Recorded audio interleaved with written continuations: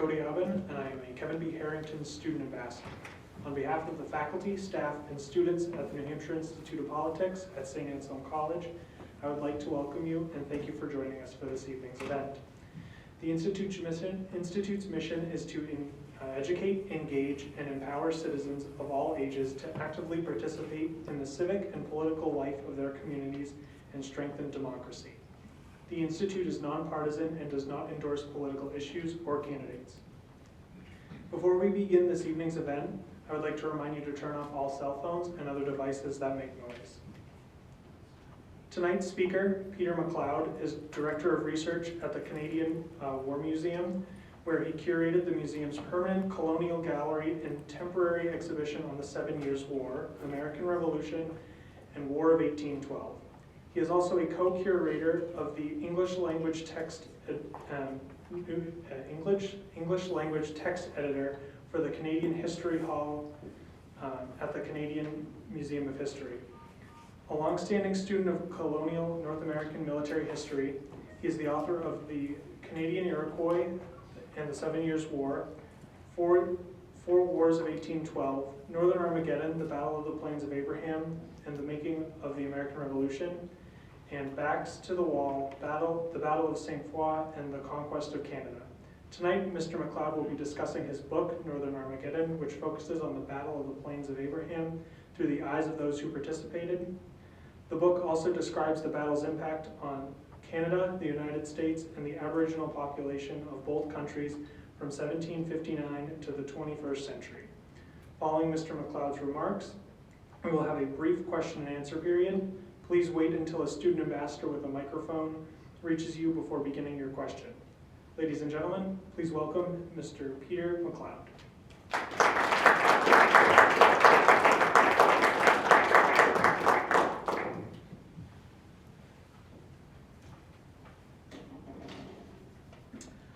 Good evening, and thank you all for coming. And thank you, Mr. Robin, for that very kind introduction. It's great to be here at the New Hampshire Institute of Politics this evening because it gives me a chance to talk about the 7 Years' War to a captive audience. Back at the Canadian War Museum, people have been listening to me to talk about the 7 Years' War for so long. The moment I say James Wolfe or the Plains of Abraham, they start looking for an exit. Now, I should begin by mentioning that although I'm very proud to work with the Canadian War Museum, I'm speaking here tonight as a private scholar about my own research. So don't blame the War Museum for anything I have to say. If you were to sum up everything we say at the War Museum in our permanent galleries and temporary exhibitions, it would be War Shapes Canada. The reason we have a Canadian War Museum is because you can't understand Canadian history without understanding the role of military events. As Director of Research, I'm responsible for all of Canada's military history. But I'm really a colonial historian with a particular interest in the 7 Years' War, or as it's sometimes known in the United States, the French and Indian War, and the Battle of the Plains of Abraham, the most important battle in Canadian history. It's the Battle of the Plains of Abraham that leads directly to the British conquest of Canada. It forces Canada outside the Atlantic region into the English-speaking world. It laid the foundations of a country that operates in both French and English, and created the tensions between French and English speakers that endure up to the present. The background like this, it was perhaps inevitable that one day I would write a book on the Battle of the Plains of Abraham. And if you had asked me when I set out, I would have said that I was embarking on this new project without any preconceptions whatsoever. And I would write a new and original account based entirely upon contemporary documents. And I was wrong about the preconceptions, of course. We all have preconceptions, and we often take them somewhat for granted that we're not even aware of them. In this case, I thought that I was going to be writing about a clash between the French and the English, with a strong Native American presence. And I knew there were a few Americans along for the ride, serving as Rangers and in the Royal American Regiment. I knew they were there but didn't give them that much thought, because, as I said, I thought this battle was all about Canada. I knew that the Plains of Abraham, in particular, and the 7 Years' War in general, had a considerable influence in the outbreak of the American Revolution, but I saw the battle as a Canadian event, a battle between the French and the British. And as you might have guessed, it turned out that I was massively, overwhelmingly wrong. Instead of being scattered here and there at Quebec in 1759, Americans were everywhere. There were sailors in the Royal Navy, sailors aboard colonial merchant ships carrying troops and supplies. They were rangers, the special forces of the day, scouting and raiding. And there were also redcoats, climbing the cliffs of Quebec and standing in line of battle alongside James Wolfe. Everywhere you looked among the British forces at Quebec, you find Americans. And the expedition could not have succeeded. It could not even have been undertaken without American, which is to say British colonial, participation and support. Well, this was a surprise. It was as if an American historian writing about Lexington and Concord had discovered that it was in fact Canadians who opened fire on the British. Or if an American historian studying the Civil War discovered that Abraham Lincoln was in fact from Toronto and Jefferson Davis was from Calgary. Now this, of course, and I don't mean to get too deep here, but is one of the challenges when you're writing national history, which is the kind of history we do at the War Museum. You start wanting to write your own country's history, and all of a sudden you realize that if it's going to make sense, you need to incorporate the history of other countries as well. And something that you thought was your private property turns out to belong to other people as well. And these other people turn out to be major players in your past.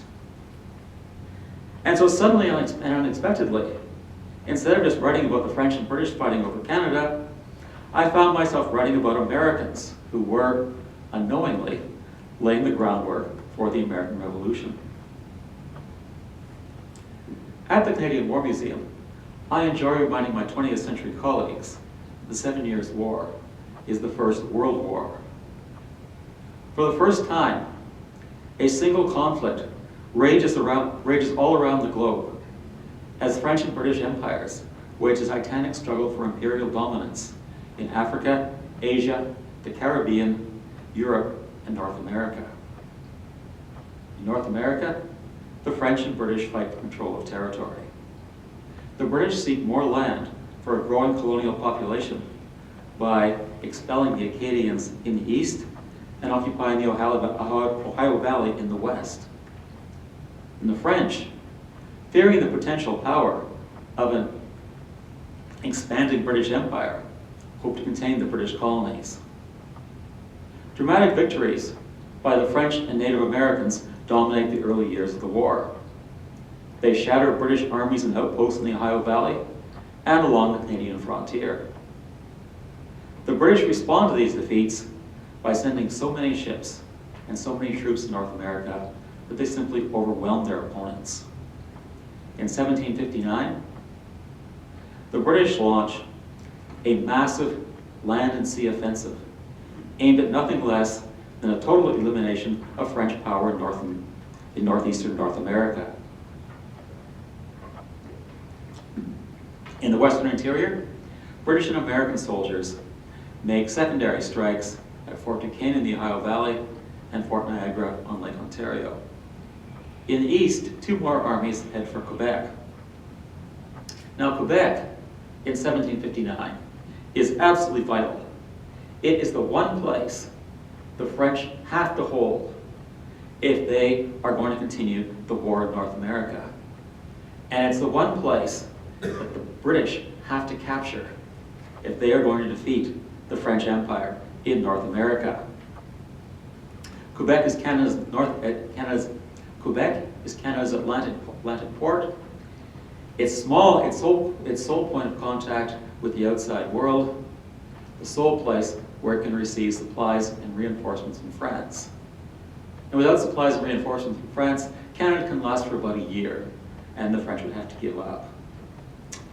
In 1757, the British Commander-in-Chief of North America writes, "By going to Quebec, success makes us master of everything." And so in 1759, the British sent not one, but two armies against Quebec. One advances down Lake Champlain. It's meant to capture Montreal, then travel down the St. Lawrence River to Quebec. That doesn't work out. Instead, British and American soldiers spend the summer building a giant fortress at Crown Point to protect New York from the French. The other expedition sails straight up the St. Lawrence to besiege Quebec. And this expedition is dramatic enough, and its consequences are significant enough, that I gave the book the most lurid, melodramatic title I could think of, Northern Armageddon. What's important for us tonight is that this is not just a British expedition. It's a British-American expedition. An expedition that could not have begun, let alone succeeded, without extensive colonial, which is to say American participation. And this evening, we're going to look at three aspects of American participation in the campaign. First, we'll look at the naval and maritime side of the campaign. Second, very brief look at American Rangers in action. And finally, American Redcoats and a look at the dynamics of the battle itself. I have to tell you tonight that it breaks my heart to only talk to you about three aspects of the Battle of the Plains of Abraham. However, as they tactfully told me when I offered to just go on and on, this is a lecture and not a mini-series. And you all have lives and families to go back to. So beginning with the naval side and a group known as the New England Volunteers. I found writing about American participation in the naval and maritime side of the campaign to be particularly appealing because I was able to personalize it by following a single individual. This individual is named Ashley Bowen. Bowen is a New England sailor, author, and artist. He combined these talents to become the first American sailor to write his memoirs, which are illustrated with his own watercolors. Bowen was born in Marblehead, Massachusetts, in January 1728, and went to sea for the first time when he was 11 years old. Bowen's great ambition was to become a ship's officer, and one day a captain.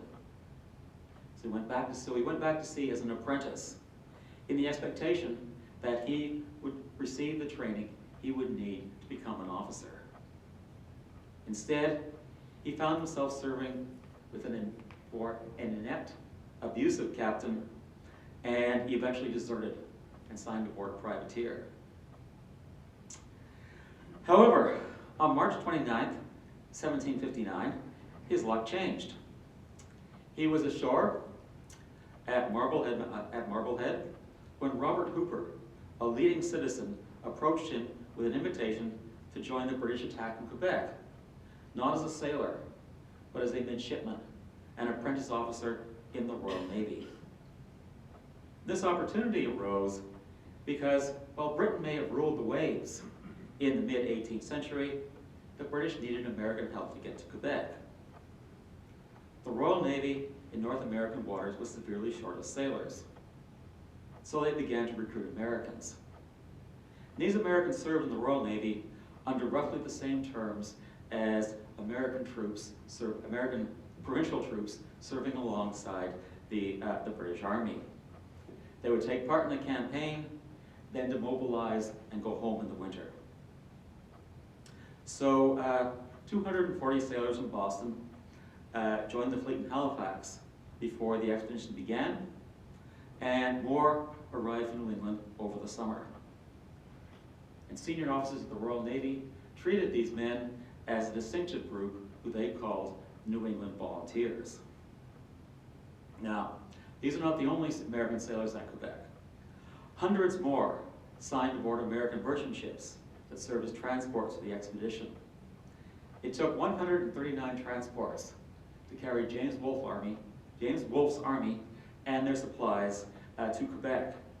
And of these 139, 74 came from Boston, New York, and Philadelphia. Now, just getting to Quebec represented a major challenge for the British.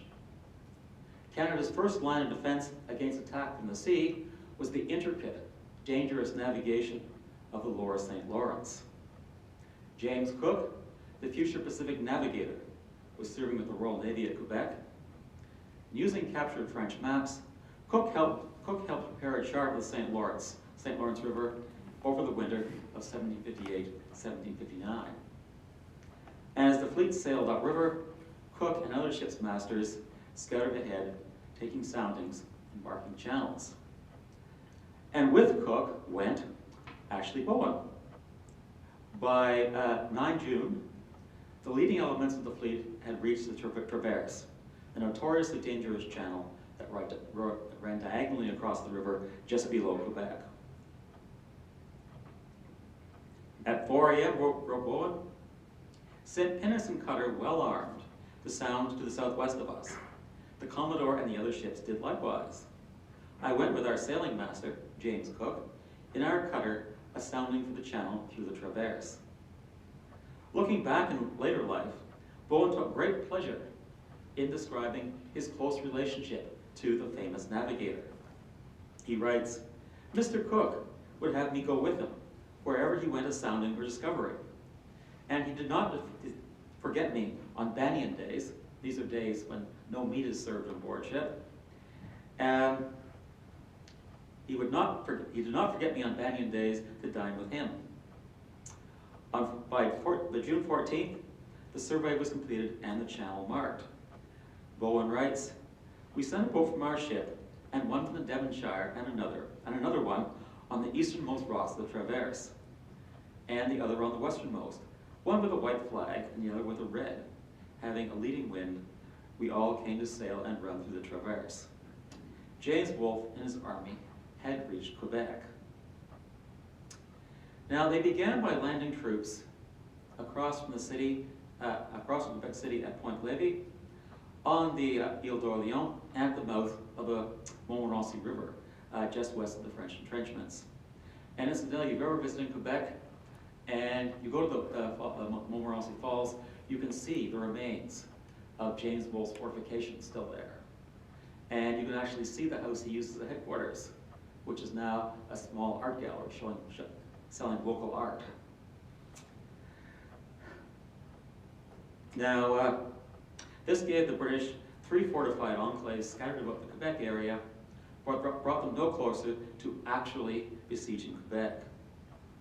Ashley Bowen, who for a historian is a very useful character because he has a habit of showing up when anything interesting happens, was there for both operations. On 30 June, when his ship lay at anchor within sight of Point Levy, he described in his journal how, at 1 p.m., we saw our troops to march along the south shore on the Main. At 4 saw our troops and the enemy engaged very briskly at St. Joseph Church upon Point Levy. At 5, sent our barge, pinnace, and longboat to assist landing troops at Point Levy. At 2 a.m., saw the enemy fire very hot in platoons on the north shore. At 4, sent our longboat and pinnace to land artillery at Point Levy. At 10, all firing ceased. On 15 July, Bowen was back again, this time landing troops at Montmorency. And what's really interesting there is not what happens to Bowen during the landing, which went without incident. It's afterwards when he is taken aboard the Porcupine sloop, where he receives a demonstration of just how ubiquitous Americans were on the Royal Navy in that summer. He writes, our master's mate, Mr. Napier, having commanded the longboat, said to me, Mr. Bowen, I am acquainted with the carpenter of this ship. He is a Boston man. His name is Bentley, and we will be well entertained by him. So we dined on board the Porcupine on beefsteaks and fine green peas. After this, Bowen, who had been aboard ship for close to 3 months, took advantage of the opportunity to make an excursion ashore. While he was in the camp, Bowen, who had already served alongside James Cook, had a second celebrity encounter when he caught sight of James Wolfe. He writes, "I advanced toward him, and the general hailed me. 'Who are you?' I answered, 'A friend.' 'What department are you of?' I said, 'The Marine Department.' 'What ship?' I answered, 'His Majesty's ship, Pembroke.' And he asked, 'Where is your uniform?' And he said, 'I have none. I come from New England with a company of volunteers to serve His Majesty in the reduction of Canada.'"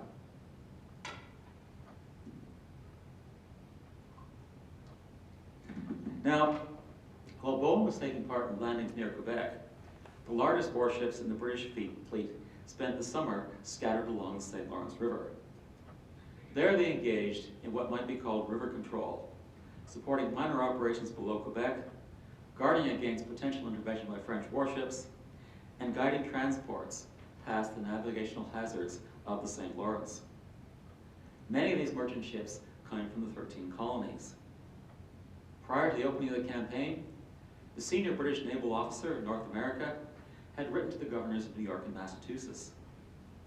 After informing them there was going to be an expedition to Quebec, he asked that they encourage American merchants to send supplies of provisions to the British forces at Quebec. And the New England merchant community seized this opportunity. Throughout the campaign, American shipping sailed up the St. Lawrence carrying supplies to the British forces at Quebec. This was another surprise to me. I had always imagined James Wolfe and his army and fleet as this isolated pocket of British forces surrounded by enemy territory. And in fact, though, they have turned the lower St. Lawrence River into a British maritime highway. They are in constant contact with the British Empire, particularly the American colonies, and they're constantly receiving news and supplies from outside. So, the Royal Navy and Ashley Bowen had brought Wolfe's army safely and efficiently to Quebec. From this, Wolfe proceeded to endure a summer of frustration. The ships and boats of the Royal Navy could take Wolfe's soldiers anywhere they wanted to go. But everywhere they went, they found the French there first, solidly entrenched and ready to fight. Wolfe's one attempt to make an opposed landing near the French entrenchments at Montmorency, east of Quebec, ended in disaster. Now, Wolfe responded to this, on the one hand, by having his artillery shell Quebec into rubble. And on the other hand, he took advantage of the presence of a second group of American participants in the expedition, a group of Rangers. He sent them raiding up and down the river, destroying farm buildings. Wolfe had originally embarked upon this campaign of destruction in hope of luring the French out from behind their entrenchments. That didn't work. The French stayed put. But he had a second motive, which came into play as it came to seem that perhaps the British would not be capturing Quebec in 1759. He had resolved, even before the campaign began, that if he could not capture Quebec, he would if he could not capture Canada, he would destroy it. He wrote, "If we find that Quebec is not likely to fall into our hands, I propose to set the town on fire with shells, to destroy the harvest houses and cattle both above and below, to send off as many Canadians as possible to Europe, and to leave famine and desolation behind me."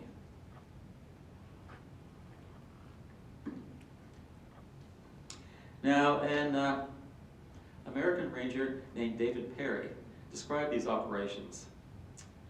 He wrote, "The main party marched up the river, burning and destroying everything before them, and our company followed some distance in the rear, collecting the cattle, sheep, and horses, and burning the scattering buildings. In this way, we continued our march at about the rate of 12 miles a day. Every 6 miles, we found large stone churches, at one of which we generally halted to dinner, and at the next to supper, and so on. We lived well, but our duty was hard, climbing over hills and fences all day, always starting in the morning before break of day. The second ranger, Jeremiah Pearson, was more concise when, on 11 September, he summed up an entire day in a single sentence. We marched from the church, and we burned as we marched. It's worth noting here that these operations were directed against property, not against the Canadian population. They generally scattered long before the British arrived, and the only people who were left were militia, who generally put up some resistance before they were run off. But no matter how many buildings the Rangers burned, the French stayed inside their entrenchments, and the French continued to hold Quebec. And Wolfe really did not take this well. Until he came to Canada, James Wolfe's military career had been one long triumph. He'd known frustration, but never failure. Faced with his failure, he fell ill and remained in bed at his headquarters, brooding over the campaign, his health, and his suddenly faltering career. He confessed to the British naval commander that, "I am sensible of my own errors in the course of the campaign," and called himself a man that must necessarily be ruined. He told his mother about my plan for quitting the service, which I had determined to do at the first opportunity. And he began to talk about dying, telling his doctor that, "I know perfectly well you cannot cure my complaint, but pray make me up so I may be without pain for a few days and be able to do my duty. That is all I want." Now, if you know James Wolfe, and I'm in the process of editing his personal papers, this is just James Wolfe being James Wolfe. When he's feeling miserable, he lets everybody know it. He feels miserable and thinks the end of the world has come. And this lasts until something changes. And in this case, James Wolfe has an idea. Over the summer, he had observed a French camp above a cove, a notch in the cliffs north of Quebec, west of Quebec. And he saw Canadians and Native Americans below the camp at the river, and deduced there must be a roadway up the cliff concealed by trees. He apparently decided that if he couldn't find another way to get at the French, he would land here at the Anse au Foulon. Speaking of this cove to one of his officers, he said, "That will be my last resort." And on 9 September, he decided the time had come to make use of this last resort, land at the cove, ascend the cliff, and advance to Quebec. With a new plan in hand, Wolfe snaps back to normal. He becomes himself again, brisk, energetic, and very, very confident.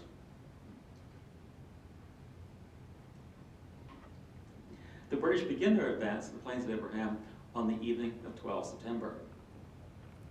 About 9 a.m., the soldiers start to board the boats that will carry them downriver. When the ebb tide reaches a speed of 2.4 knots, around 2 a.m., the British begin to move. Just to digress for a moment, if you're in a sailing boat, the only way to when anyone traveled on the St. Lawrence, they had to move with the tides. To get upriver, you needed a rising tide and the wind behind you. To go down the river, you were better off with the tide with you. And so by September, the Royal Navy understands the river and its tides very well, and they know the exact moment when they'll catch the peak of the ebb tide to move them on their way. Around 4 a.m., the lead landing craft touches ground near the Anse au Foulon, near but in the wrong place. The combination of the ebb tide and the current had taken the British past the cove and the roadway up the hill. Instead of losing time looking for the road, Wolfe's advance guard went straight up the cliffs. After an intense firefight, they dispersed the Canadian militia guarding the head of the roadway. Behind them, Wolfe and his army landed the cove and marched up. He formed up his army and marched eastward toward Quebec, then formed them in line across the Plains of Abraham. And by the way, if you ever have a chance to go to Quebec City, the road is still there. It's known as the Côte Gilmore. And very decently, the National Battlefields Commission has built a walkway up the side of the cliff, which I think is meant to be a nature trail. But in fact, it gives you a chance to go up, zigzag up the cliff that Wolfe's soldiers climbed, which is much easier than what I did, which is a Canadian historian's ritual of actually climbing the cliff myself, which was a less than inspired choice, given that I was in town for some meetings and I was wearing Oxfords and a sport jacket and tie. Nonetheless, it is possible. Now, landing at Plains of Abraham brings us to the final group of Americans in the campaign, the Redcoats. Given that we're talking about Americans in the Plains of Abraham, I don't suppose it'll surprise anyone here when I say that when both of his battalions reached the battlefield, not all the Redcoats are from the British Isles. Just as the Royal Navy needed American sailors and American transports, the British Army needed American soldiers. James Wolfe came to Quebec with about 9,000 troops. About 3,000 of these were Americans. And some of these Americans filled gaps in the ranks of units that arrived in the colonies under strength. Others replaced casualties from a long and bitter war. Of Wolfe's 10 battalions, 6 contained significant numbers of Americans. The 47th and the 48th, who had been reinforced with local volunteers when they disembarked in Virginia in 1755, were about 3/4 American by 1759. The 35th Foot, an Irish regiment that arrived in 1756, was half American by 1759. And almost all the grenadiers of the 40th and the 45th regiments that filled 2 of the 3 companies of Louisbourg Grenadiers, the Louisbourg garrison, had enlisted in the British colonies. And then there were the Royal Americans. Half of them were either soldiers that had been transferred from 2 regiments that had been lost when the French captured Oswego, and German and Swiss settlers from Pennsylvania. Incidentally, I can't claim credit for the research behind these numbers and discovering just how many of Wolfe's soldiers had been recruited in the American colonies. This was Ian McCullough writing in Canada's history in 1992, which is definitely worth a look if you're interested in these things. I mention this because I take a certain pride in looking up everything myself, but when it comes to counting names on muster rolls, it's really nice when someone's there before you and has done all the work. Now, to my great regret, I have not yet been able to find a land-bound equivalent to Ashley Bowen to provide a detailed narrative of the Battle of the Plains of Abraham from the American point of view. American redcoats, whose lives and motives were undoubtedly just as intriguing as Ashley Bowen's, are just names on muster rolls. So when I talk about their experience on the Plains of Abraham, and in particular their French adversaries at the Plains of Abraham, just bear in mind that when you look at this long line of British battalions stretching across the Plains of Abraham, that 1 in 3 of them came from what is now the United States. So Wolfe came to the battlefield with about 4,400 troops. And of these, 2,100 were on the line of battle, facing about 2,000 French regulars and Canadian militia. The remaining 2,300 redcoats were guarding the flanks against attack by about 1,000 Canadians and Native Americans in reserve or guarding the landing site of the cove. And this brings us to the actual Battle of the Plains of Abraham. I chose to write Northern Armageddon in the first place, in part because I felt the histories of the 1759 campaign, while often excellent, paid far too little attention to the actual battle that too many of them seem to discuss the campaign at great length and then devote what seemed like half a chapter to me to the most important battle in Canadian history. And I have an interest in how battles work and how and when they shape the course of history. So I wanted to write a book that would spend whole chapters in the battle and go into tedious detail in every detail I could dredge up. I will not inflict that on you tonight. I'm going to talk, though, about how and why the battle turned out the way it, or sorry, show how and why I think the battle turned out the way it did. So I'll talk about one part of the battle, which is the French charge. Now, unlike the British, the French regulars do not begin the battle on the plains. Thanks to a Canadian militia officer, they formed on a hill known as the Buttes-en-Neveu. The western face of this hill was a steep, rugged slope about 50 feet high.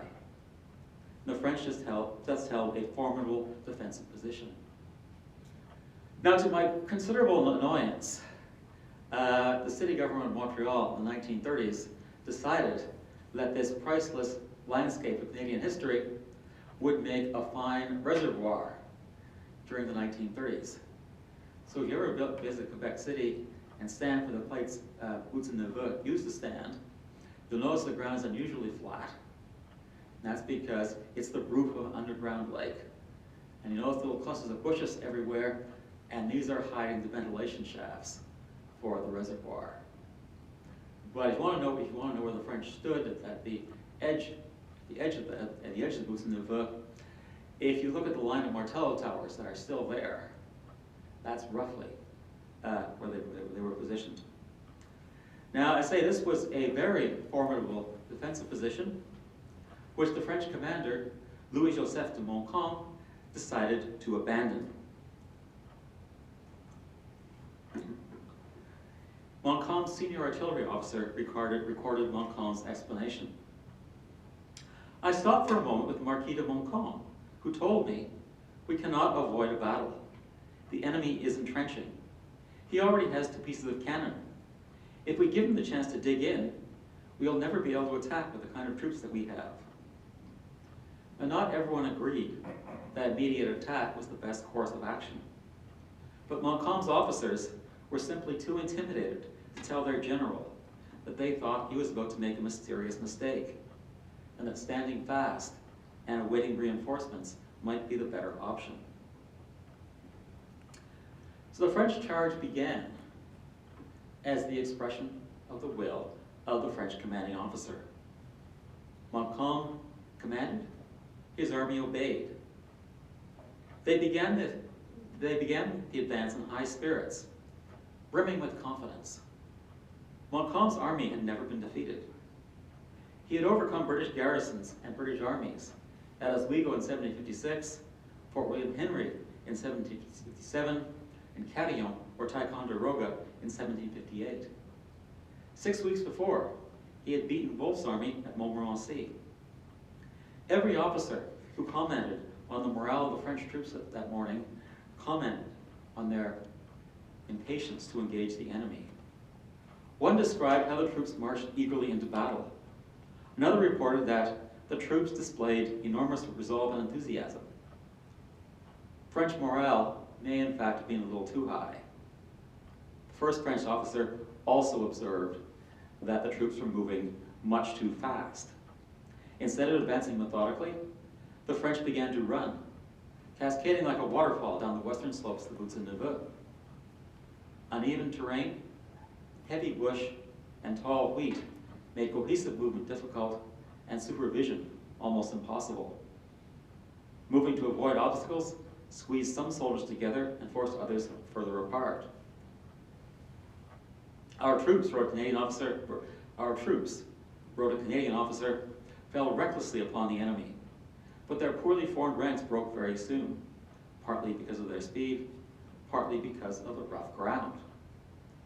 The charge had hardly begun when the French line broke apart into 3 clusters of running soldiers. And these soldiers moved at different speeds in different directions. An officer who was in the center reported, "We hadn't gone 20 steps before the left was too far behind and the center too far out in front." Instead of charging straight at the British, the north and center clusters of troops veered to the right, heading to the northern end of Wolfe's line. The southern cluster angled towards the southern extremity of the British line. No one was heading for the British center. So moments into the attack, Wolfe has lost control of his army. Authority has fallen down the chain of command to individuals and small groups make their own decisions, but whether to go left or go right, speed up or slow down, stick together or fall apart. And as Montcalm's army gets closer to the British, everything becomes much, much worse. For any soldiers, advancing on an enemy battle line was a terrifying experience.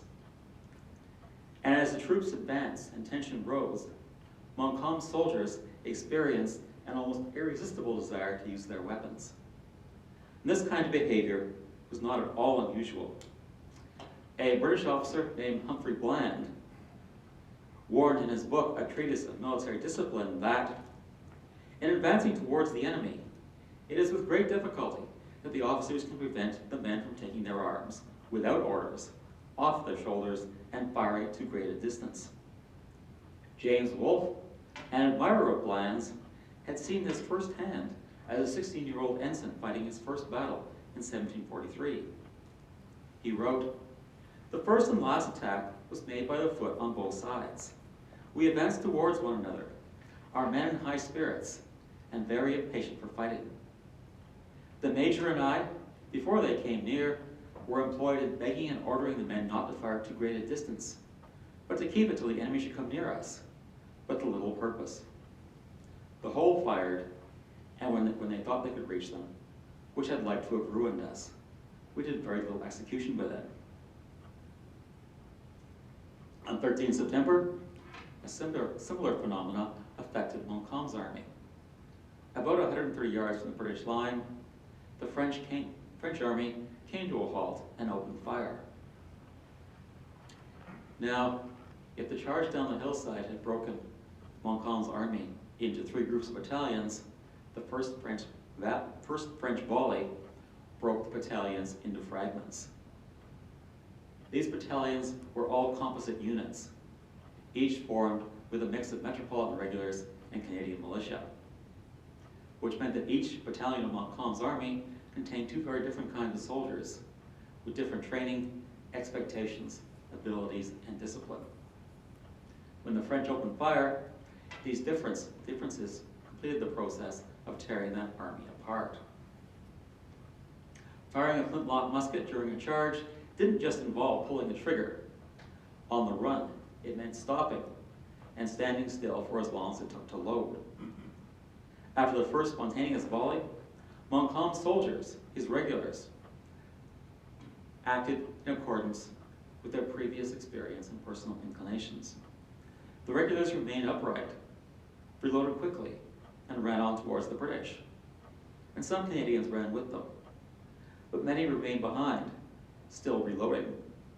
And some lay down to reload, which is very awkward and time-consuming, but would have been much safer if, in fact, the British were firing back. Some remained in place after they reloaded. Most followed the regulars toward the enemy, but proceeded much more slowly. So as individual Canadians and regulars made their own decisions about how they would fight and what risks they would run, the battalions disintegrated. I like to compare Montcalm's battalions to 3 comets streaking across the field, with the regulars forming the nucleus of the comet and the Canadians trailing up behind them like the comet's tail. Each of these consists of a dense mass of regulars up front, trailing a crowd of militia. And with every step, the leading regulars left more of the militia further behind, until Montcalm's soldiers were scattered over a rough rectangle about 1,000 yards across and 130 yards deep. Within a few moments, Montcalm's armed force had changed from an army on the attack into an impending catastrophe. In the words of Montcalm's second in command, Chevalier de Lévis, who was not present at the battle, "The power of the infantry lies in discipline and order. A disorganized army is almost always beaten and often destroyed." While the French charged, the British and Americans waited. Viewed from Wolfe's line, the soldiers of Montcalm's fragmenting battalions remained powerful, dangerous enemies. A British witness described the ragged clusters of French infantry as 3 grand columns with which they pushed toward our troops. Others interpreted the broken French formation as a powerful line of battle which was at least 6 deep, and in some places 9 deep, and spontaneous musketry by scattered groups and individuals, as firing in platoons, advancing in a very regular manner. For many of the British, it must have seemed as if a French juggernaut were racing towards a very thin, very frail red line. Between 30 and 40 yards from the British line, the leading edges of the 3 clusters of French troops came to a halt. For the first time since the charge began, Montcalm's force regained the appearance, if not the reality, of an organized formation, or rather 3 formations, 2 in the north, 1 in the south, with a wide gap between them. The British held their ground. The chaplain of the 78th described the ensuing confrontation between Fraser's Highlanders and the French.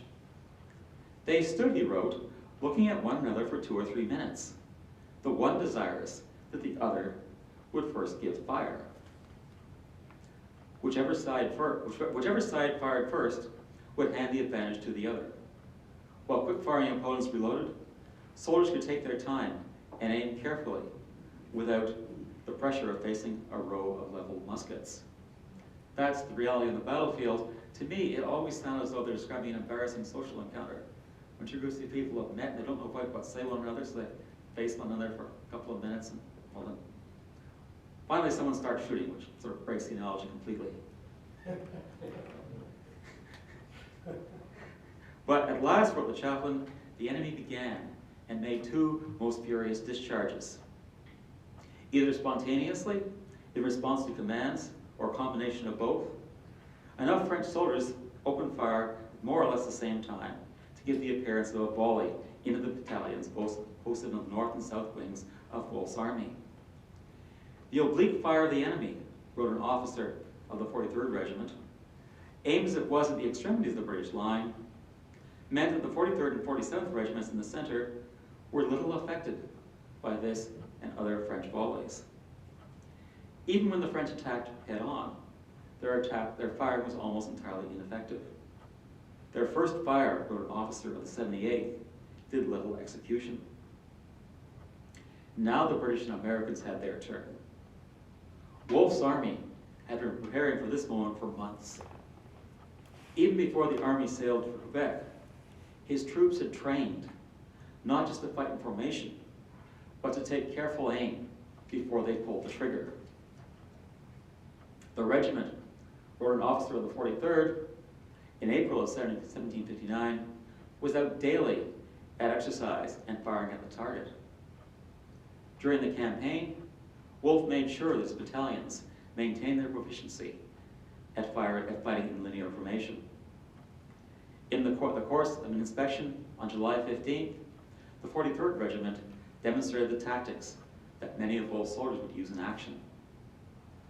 One of their officers wrote, "The method we were ordered to observe did not admit of any confusion, though we fired remarkably quick. Our firings were from right to left to center by platoons, and afterwards by subdivisions, taking the word of command from their respective officers." And on September 13th, the British put this training into practice. I have to admit, this was another one of my surprises doing the research. I had always believed that Wolfe gives one order and the entire British Army opens fire at once. in a hugely dramatic moment. Instead, before the battle, Wolfe walks up and down the line, talks to his officers, tells them to use their own judgment, to open fire when the French come in range. And this is in fact what they do. The form of these volleys varies from place to place along the British line. On the northern and southern wings of Wolfe's line, the British fired as they had been trained.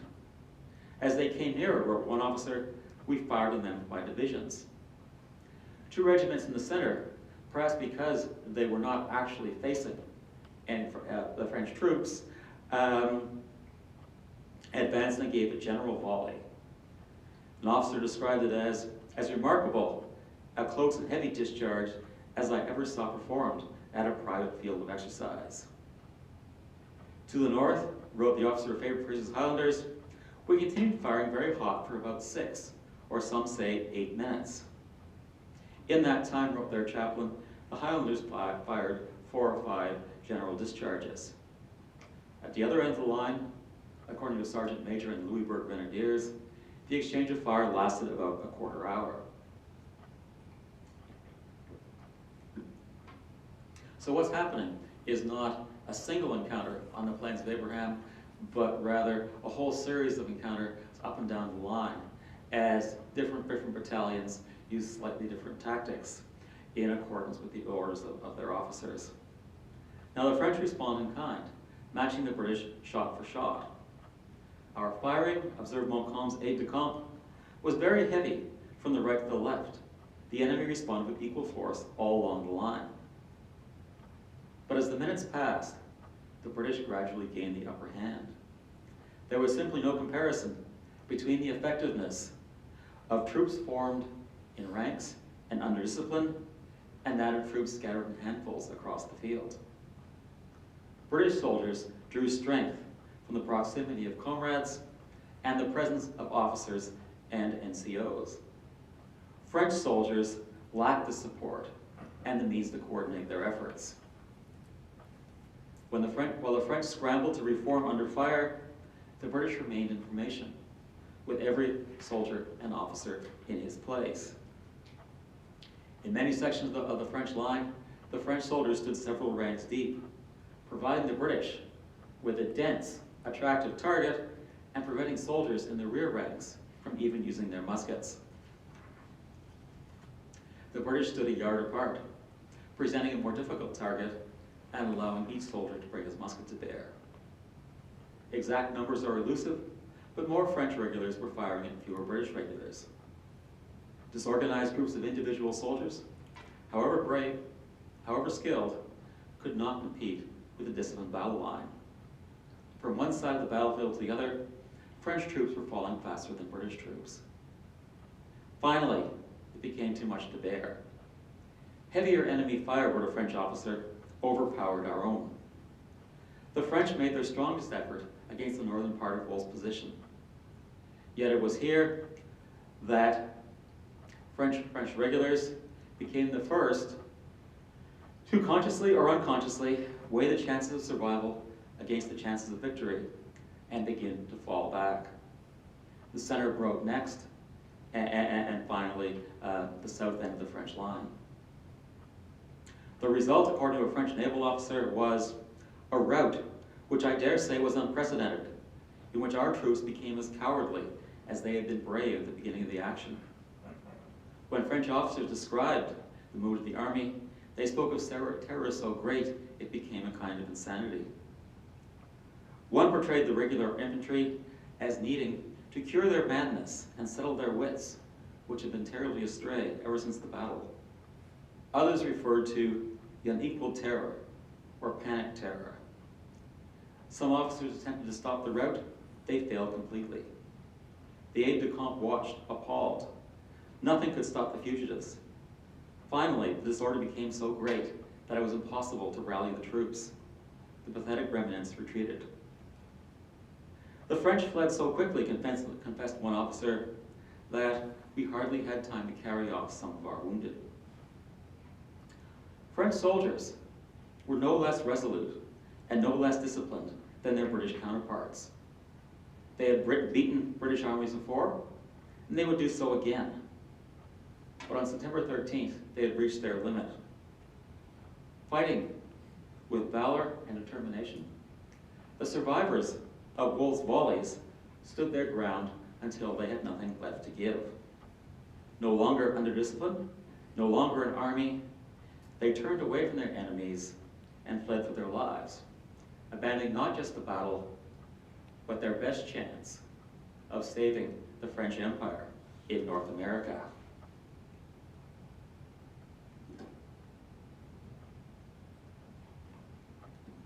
Now, Americans at Quebec, whether they were sailors in the Royal Navy, merchant seamen, rangers, or redcoats, served and fought as loyal British subjects. Think of Ashley Bowen. I came from New England with a company of volunteers to serve His Majesty in the reduction of Canada. But in capturing Quebec, they shattered the foundations of Britain's American empire. By the 1750s, Britain's American colonies were powerful entities in their own right. They were bound to the empire by ties of sentiment, and the practical need for British support against the French in Canada.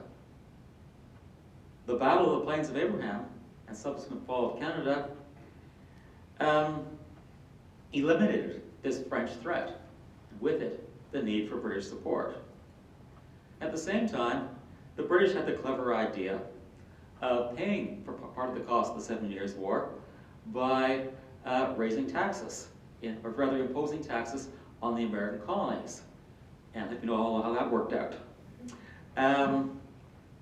This, together with attempts to limit American westward expansion, alienated many Americans.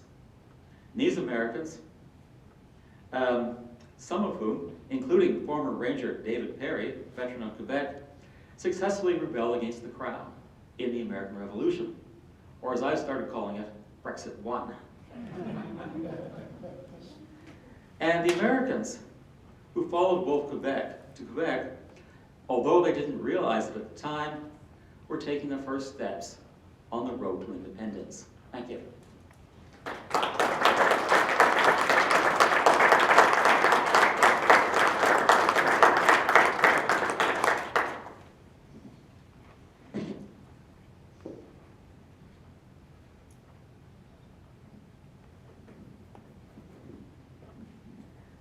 Have you ever seen a reenactment of the Battle of the Plains of Abraham? I'm wondering from your description whether that would be something stirring to see or not. I know it's been political in Quebec to restage the battle, but I was curious if you'd ever seen one. Not of the Plains of Abraham. Now I have to explain to you, I'm not a reenactor. I know many people who are. To me, frankly, all reenactments more or less look alike. That is, we're talking about the kind of public reenactments presented as public spectacles. I'm not thinking of people who go off by themselves to recreate American Civil War battles. But basically, you get two lines of guys, line up, fire their muskets off, and that's pretty much it. What makes them different is the commentary that an announcer will provide.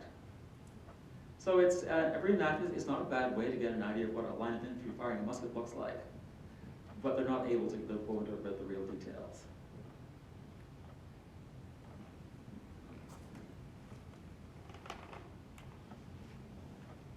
Has it ever been determined how many soldiers that fought at the 7 Years' War actually fought in the American Revolution? No, I don't think it's possible. Or rather, if you know a bright PhD student, it would be, now that I hadn't thought of this before, it would be really interesting to compare the muster rolls of some of the 7 Years' War regiments and Revolutionary War regiments. I can tell you that bright young scholar is not going to be me, and not just because bright young is a long time ago for me.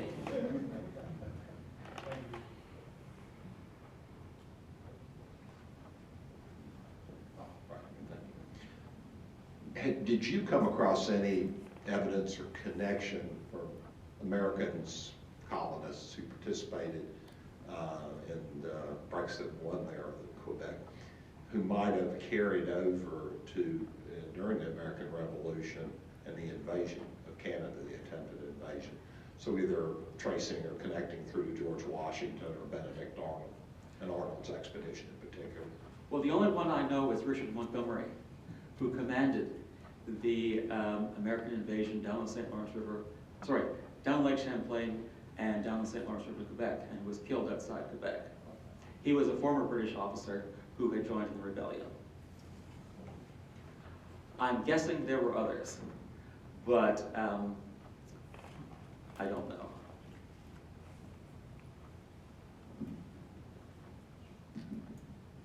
In your research, did you find in the deaths of the Marquis de Montcalm and Wolfe any kind of fascinating parallelism or anything of that nature? And the second question is, the French troops that were defeated, they returned to France, or did they kind of filter into the Quebec population? What happened in that particular zone? Well, to answer the first question, officers dying was fairly frequent at this time, just because they would be out in front. Now, James Wolfe was dressed more or less as an ordinary soldier. He carried a musket, didn't wear a sword. He was probably shot by accident, although one of his officers who was interested investigated and determined to his own satisfaction that he had been killed by a Canadian militiaman from Trois-Rivières, I think, but I'm not certain. There is a tiny conspiracy theory about Montcalm's death. His aide-de-camp, one of his aides-de-camp, the Chevalier de Johnson, who was actually a Scottish soldier who had been involved in the Jacobite rebellions in Britain, fled afterwards and joined the French army, ended up in Canada, said that he heard a rumor that, and I think I got the quotation right, the Marquis de Montcalm was not killed by an Englishman. And the suggestion was that perhaps one of the Canadians disapproved of how he managed the battle, had shot him. This is in fact very unlikely. He was probably killed by a grape shot from British cannon. And the second, which I've of course forgotten in giving the first. Second question was? Did the French? Oh, soldiers, yes. Okay, yes. Yeah, did the French troops? As I said, I have to leave out all the good parts. So after the battle, the French regulars are running with great speed for safety, but the Canadian militia rally, and they managed to not just stop the British, but drive them back 3 times until they are finally forced off the battlefield. And so while they are fighting, the French regulars escape. And they reform in their camp east of Quebec, and the next day march off towards Montreal. They come back the next year and actually defeat the British in the Battle of Saint-Foy, fought on the same ground outside Quebec, which by an odd coincidence is the subject of my latest book, Backs to the Wall, The Battle of Saint-Foy and the Conquest of Canada, which I urge you all to rush out and buy after you've read Northern Armageddon. So it's, as a military historian, it's interesting that they do win the second time. It really tells you that they're the same soldiers fighting the same enemies, but the circumstances are different. The French army is handled much, much better, and they end up winning. And for the French regulars, this is huge for them, because they consider they were disgraced at the plains of Abraham, and they feel they've won their honor back, even though they did not ultimately save Canada from conquest.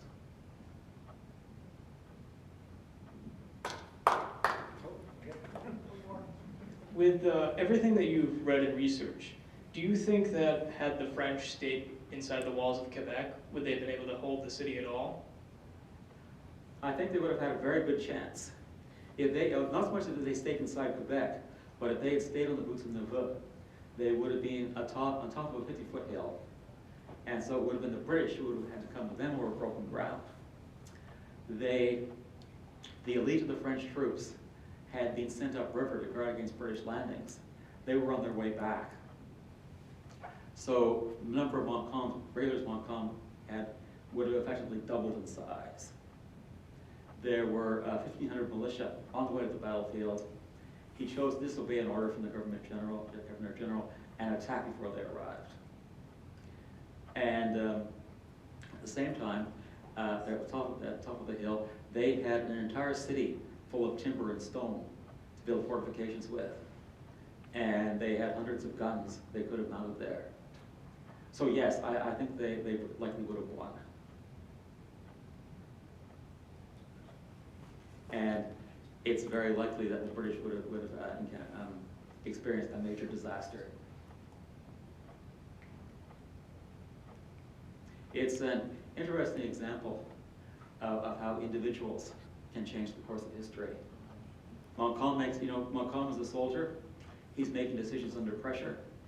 He doesn't know everything that we know. And he makes what turns out to be a wrong decision. And history changes.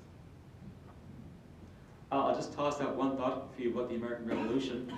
What if the French had held out and American independence was declared by generation? And people like Washington, Jefferson, Adams, probably the most brilliant collection of American leaders in history, perhaps the most brilliant collection of leaders in any country in history, weren't there anymore. It was the guys who lost the War of 1812 that were running the revolution. What would have happened then? Just a thought. Well, thank you.